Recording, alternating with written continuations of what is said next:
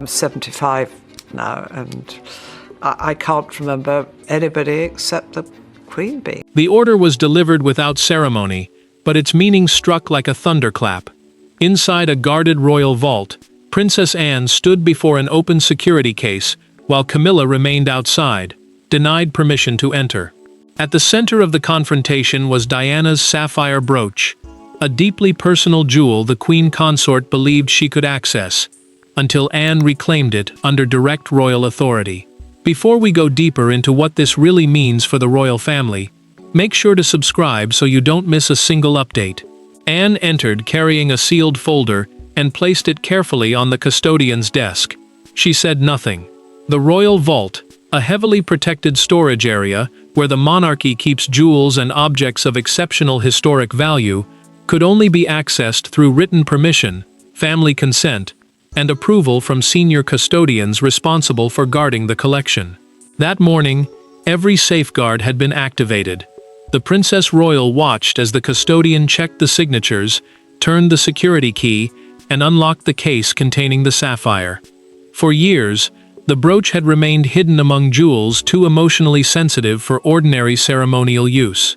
Now Anne had come to remove it from that uncertain space forever. Camilla arrived expecting the process to be routine. She had already been told that her request was moving forward, and she approached the entrance with the confidence of someone who believed the matter had been settled. Then a senior attendant stepped into her path. His voice remained low, but the message was unmistakable. Her clearance had been withdrawn. The Queen Consort froze. She asked him to repeat himself, and when he did, disbelief hardened across her face. She had not simply been delayed. She had been denied. Anne felt the weight of Diana's memory the moment the case opened. The sapphire seemed to carry years of grief, rivalry, and unfinished family pain, yet she refused to let that emotion weaken her decision. The authorization placed the brooch under her personal protection. It could not be worn, loaned, photographed, displayed, or moved without her direct approval. This was no temporary restriction. It was a permanent boundary. Camilla demanded to know who had approved it. The attendant glanced toward the folder before answering that the order carried several signatures. That single detail changed everything. Anne was not acting alone, and the decision clearly reached deeper into the family than the Queen Consort had expected. As the case closed, Anne noticed another document beneath the authorization. It was an earlier access request bearing Camilla's name. She read the date, looked back toward the sealed sapphire, and understood the danger immediately. The Queen Consort had been trying to secure the brooch before anyone could stop her. But to understand why one sapphire brooch could divide the most powerful figures inside the monarchy, the private stakes carried by Anne, Camilla, William, and Charles must first be exposed. This was never merely a disagreement over a jewel. For Princess Anne, the sapphire carried the memory of a woman whose life had been consumed by royal pressure. For Camilla, access represented acceptance and authority. For William, it was part of his mother's emotional legacy. And for King Charles, the brooch reopened a chapter he had spent decades trying to place behind the crown. Anne had always been the family member who protected duty when others hesitated. She understood tradition, but she also understood the private lines that should never be crossed. The Princess Royal, a title given to the monarch's eldest daughter, had earned unusual trust because she rarely acted from vanity or emotion alone. Yet this time, emotion was impossible to remove. She did not see the sapphire as palace inventory.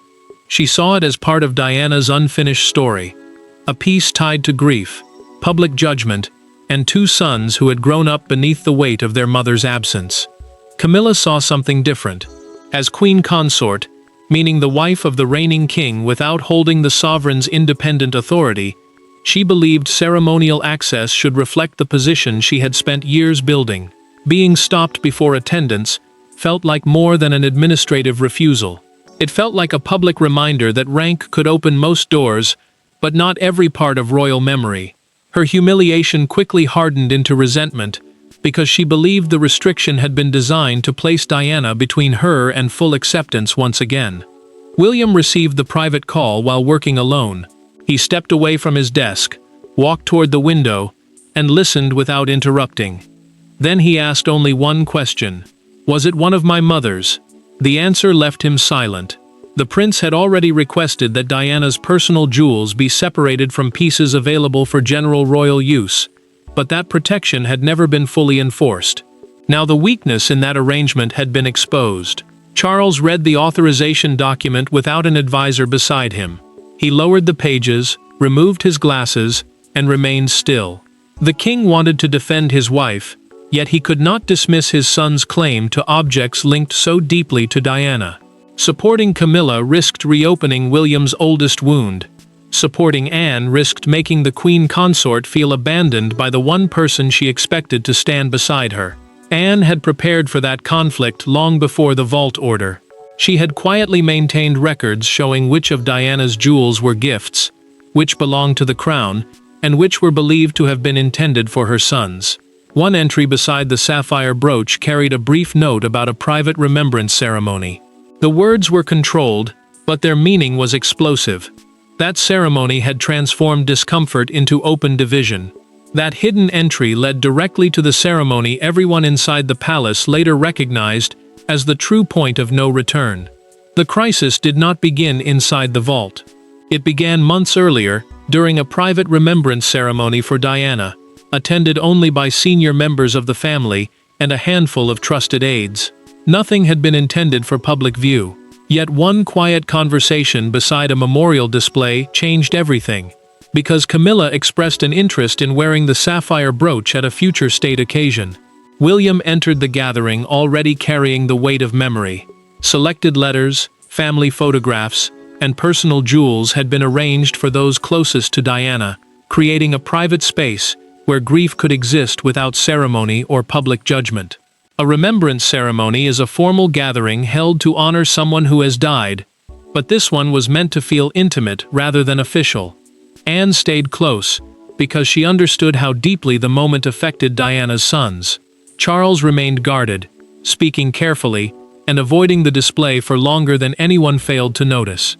Camilla paused beside the sapphire brooch and studied it in silence.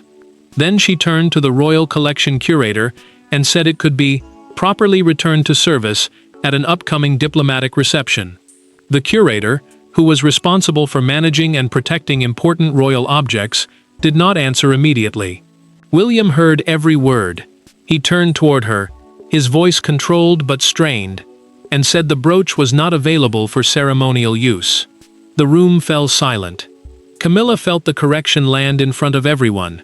She replied that royal jewels could not remain frozen in grief forever. The Queen Consort believed she was defending continuity, yet the words struck William as something colder. To him, his mother's memory was not an obstacle to be cleared away. It was part of the family's moral history, and hearing Diana's brooch discussed as unused property reopened a wound he had never fully escaped. Anne moved between them before the exchange could deepen. She looked directly at Camilla and said remembrance was not the same as waste. The Princess Royal never raised her voice, but the calmness made the warning sharper. Charles watched without stepping in. His silence protected the gathering from open conflict, but it also left his son feeling exposed, and his wife feeling isolated.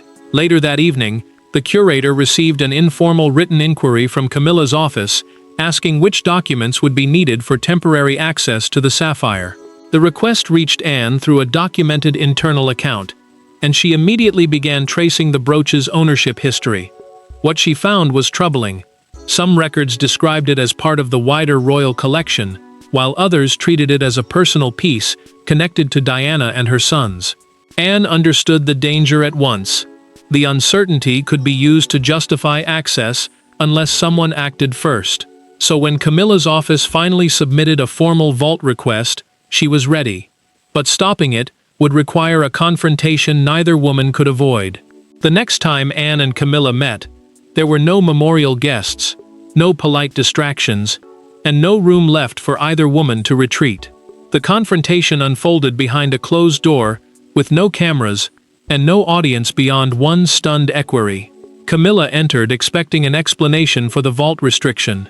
Anne remained standing, the authorization folder resting unopened on the table between them. Neither woman raised her voice at first, yet every sentence carried decades of history, and one accusation finally shattered the fragile discipline holding the meeting together.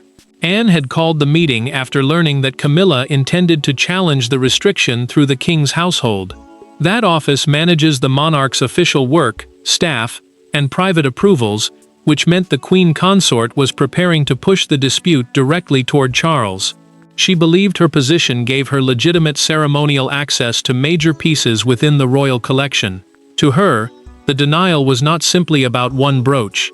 It questioned whether years of service had truly earned her a place inside the monarchy's most protected spaces.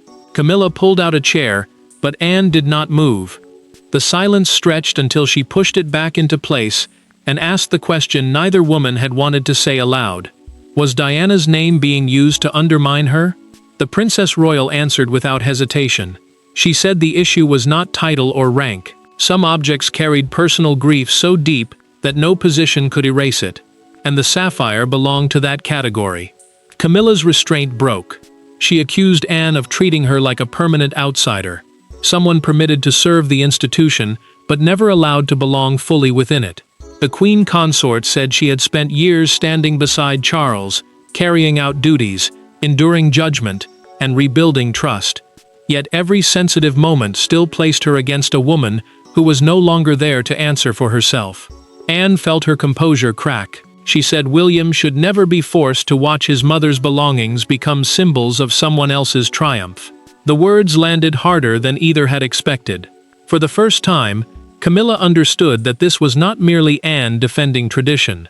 She was defending a son from seeing private grief turned into public victory. Anne opened the folder. Inside was William's formal objection, a written request stating that the brooch should not be worn by anyone outside Diana's direct family line. Camilla read the document once, then again. Her anger shifted instantly. Charles had known. The king had seen his son's position and had allowed her to continue believing the request might succeed. Camilla closed the folder and stood. She told Anne that a vault order could be controlled by the Princess Royal, but only Charles could decide whether it remained in force. Then she walked toward the door with a final promise. She would make the monarch choose. The confrontation had exposed the wound, but the final balance of power now rested with a king, trapped between his wife, his sister, and his eldest son. King Charles had spent much of his reign trying to prevent private pain from becoming public instability. Now the sapphire brooch forced him into the very conflict he feared most. Supporting Camilla could deepen William's resentment and weaken Anne's trust.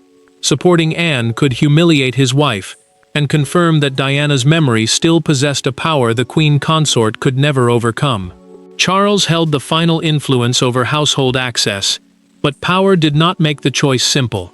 The king's household, the group of senior staff who managed the monarch's official and private affairs, could reverse restrictions only through his approval. Yet changing Anne's order would mean ignoring William's written objection and overruling the custodians responsible for protecting the collection. The Princess Royal had unusual authority in such matters because the family trusted her to separate duty from vanity. She handled disputes involving royal heritage, private property, and objects too emotionally charged for ordinary decisions. Charles summoned William to his study and began with prepared language about continuity, stability, and the need to avoid division. The prince stopped him before the speech could gather force. He placed a childhood photograph of Diana beside the access file and looked directly at his father. Then he said the brooch was one of the few things that should never be reshaped for palace convenience. His mother's identity, he insisted, could not be adjusted simply because the monarchy wanted a cleaner story.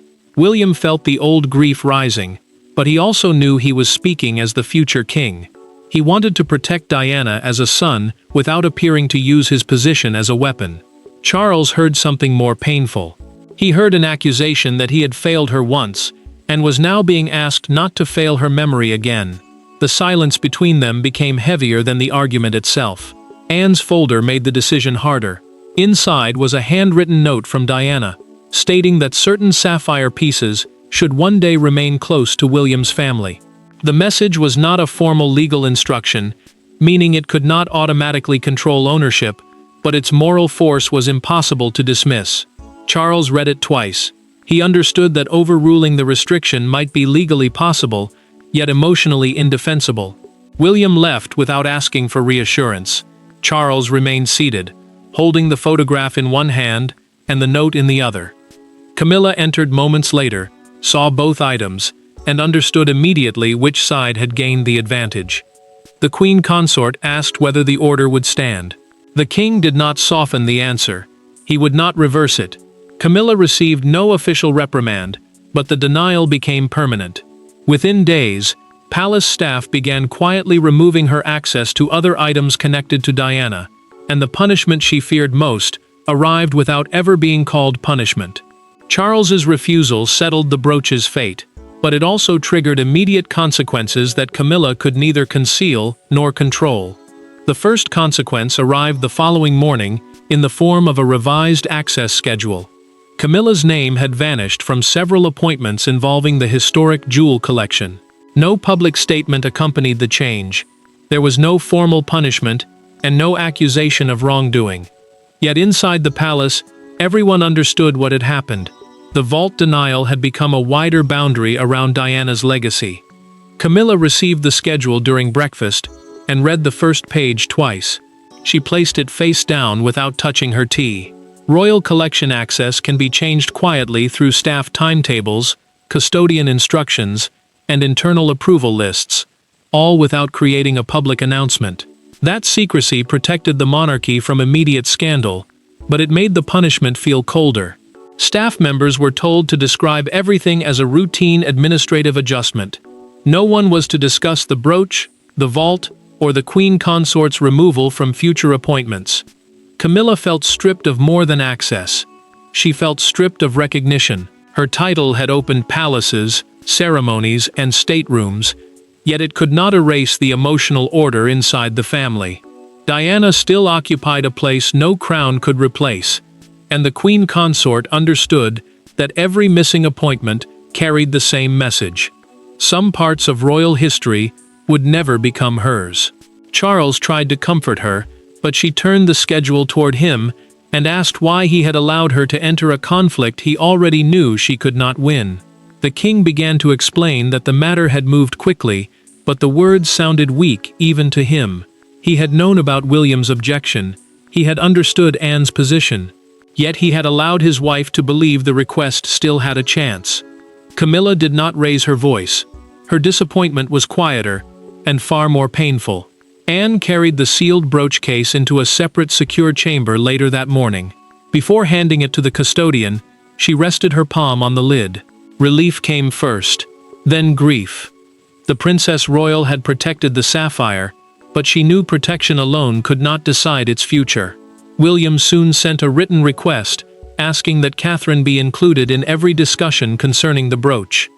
The prince's message changed the stakes immediately. This was no longer only about denying Camilla. It suggested the jewel might one day return to public life through Diana's own family line. Then a palace aide uncovered the final detail. Camilla's original request had been linked to a major diplomatic banquet, where the sapphire would have been photographed around the world. The plan was abandoned at once, but the discovery made the danger impossible to ignore. Once the immediate anger faded, Anne and William met without advisors to decide whether the brooch should remain hidden or finally be given a protected place within Diana's family. There were no secretaries, no legal advisors, and no palace officials when Anne met William that evening. The sapphire brooch remained locked away several rooms below them, but its emotional presence filled the silence. For the first time since the confrontation began, the dispute was no longer about Camilla's access. It was about Diana, her sons, and what preserving a memory should truly mean. Anne had chosen a private sitting room far from the formal offices because she wanted no institutional pressure around the conversation. The Princess Royal understood that official rooms could turn grief into policy before anyone had spoken honestly. Her relationship with Diana had never been simple. They had differed in temperament, duty, and the way they responded to royal pressure. Yet over time, she had come to understand how much weight Diana carried, and how often that burden had been misunderstood. William spoke first. He admitted that his original instinct had been to seal the brooch away forever. The prince believed distance was the safest form of protection. Anne listened, then asked a question that unsettled him. Was protection meant to preserve memory, or could it become another way of imprisoning it? The words forced him to confront a fear he had avoided since the vault dispute began. William worried that any future appearance of the sapphire would become a spectacle. Headlines would compare women, old wounds would reopen, and his mother's life would be reduced to a jewel, a photograph, and another round of public argument. He had watched Diana's memory become both sacred and commercial, and he could not bear to see the brooch used as a symbol in someone else's struggle. Anne did not dismiss that fear. She told him silence could protect a memory for a time, but it could also allow others to define it. The right person, she said, could wear the sapphire without claiming Diana's story. That person would need to understand that the jewel carried responsibility, not victory. William took several moments before saying Catherine's name. His voice softened as he explained that she had never treated Diana's jewels as trophies. The future king trusted her because she wore inherited pieces with restraint, always aware that they belonged to a history larger than herself. Anne agreed. The brooch would remain under her protection until it could be formally entrusted to Catherine for a carefully chosen family occasion. A formal entrustment means responsibility is given without surrendering the object's protected status. But she set one condition. The transfer must represent continuity through Diana's descendants, never triumph over Camilla. Their decision should have remained private. It did not. Before the evening ended, news of the vault confrontation reached the press. The palace had found its private answer. But beyond its gates, one leaked detail was about to turn the sapphire into a public symbol of loyalty, grief, and rejection. By sunrise, the secret was no longer contained by palace walls. The public did not receive the full authorization document or the private conversations behind it. They received one devastating image: Camilla leaving a royal engagement with a rigid expression as newspaper boards announced that Princess Anne had blocked her access to Diana's sapphire brooch. Within hours, an internal family dispute became a national verdict. Royal correspondents received a leaked summary of the vault restriction before the palace had prepared any response. These journalists specialize in covering the monarchy and often rely on official briefings, documents, and trusted palace contacts to confirm major developments. The leak forced staff to answer questions without exposing private family conversations. Every word now carried risk. Confirm too much, and the palace would reveal a painful internal conflict. Deny too strongly, and the documents could surface later. Public opinion divided almost immediately. Some defended Camilla's status and argued that the Queen Consort should not be treated as an outsider after years of royal service. Others saw Diana's sapphire as untouchable, a personal symbol that should remain within her family line. The debate was not really about access anymore. It was about memory, legitimacy, and whether a title could ever overcome the emotional power of the past. Outside Kensington Palace, a small crowd gathered beneath the gates, carrying blue flowers and photographs of Diana. One woman stepped forward and placed a sapphire-colored ribbon beside the memorial railings. That simple gesture spread across broadcasts and social media, becoming the image that captured the public mood. Grief had returned, but this time, it carried a demand for protection. A major newspaper pushed the crisis further. Its front page showed a sealed jewel case beneath the headline, "Anne draws the line." The Princess Royal had become the face of the decision overnight. Camilla saw the paper while sitting in her car. She looked away before her aide could speak, understanding that the public had turned the denial into a moral judgment against her. Anne watched the coverage alone and felt no triumph. She had acted to protect Diana's memory, not to unleash another wave of punishment. Yet the story was already beyond her control. The palace issued a restrained statement, confirming that access to historically sensitive pieces was governed by family agreements and custodial rules, meaning the formal arrangements used to protect important royal objects. William refused to make a personal statement. Catherine's arrival for a private meeting with Anne, however, intensified speculation about the brooch's future. The silence around them spoke louder than any official denial. The world had already chosen what the sapphire represented, but the monarchy still needed to deliver a final verdict that could turn public division into lasting meaning. The final decision was made without spectacle. No triumphant announcement followed, and no member of the family publicly celebrated Camilla's defeat. Instead, Princess Anne returned to the vault with William and Catherine beside her. The sapphire brooch was removed from institutional circulation and formally placed within a protected collection reserved for Diana's descendants, ending the dispute with a verdict rooted not in revenge, but inheritance. Anne opened the case and turned it toward William. A protected family legacy item is an object removed from ordinary ceremonial use and preserved for a specific family line because of its personal and historic meaning. The Princess Royal would keep custodial oversight, meaning she would remain responsible for guarding the brooch and approving its movement. The prince would control its future family use, while Catherine would become the intended wearer for carefully chosen remembrance occasions connected to Diana. William did not reach for the sapphire immediately. He allowed Catherine to step beside him first, and together, they accepted the responsibility. The future king felt something shift inside him.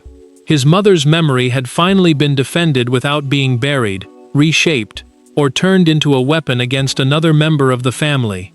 Catherine understood the weight of the moment. She did not see the brooch as a prize. She saw it as a trust.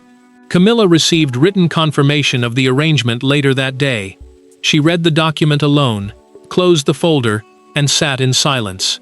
The Queen Consort understood that some royal symbols belonged to a history she could not inherit through marriage, ceremony, or title. The decision still wounded her, but its meaning was now impossible to challenge. Charles met with his wife privately and admitted that denying her access had been painful but necessary. The king told her that the brooch had become inseparable from Diana's children and grandchildren. Camilla did not forgive the humiliation immediately, yet she agreed not to fight the ruling. Her acceptance ended the conflict where authority alone never could. Anne's intervention had never been designed to remove Camilla from royal life. It had established a boundary. Diana's personal legacy would remain connected to her sons, their families, and the generations that followed. The monarchy also created clearer divisions between crown-held jewels, personal gifts, inherited family pieces, and objects carrying exceptional emotional importance. The sapphire no longer represented rivalry. It represented protection. Anne had acted when silence was no longer enough. William found peace. Catherine accepted the responsibility with humility. Camilla confronted a limit no crown could erase. And when the vault door finally closed, Diana's sapphire was no longer the center of a royal struggle. It had found its rightful home, and the family's verdict was complete. Thanks for watching. Please don't forget to like and subscribe, and we will see you in next one.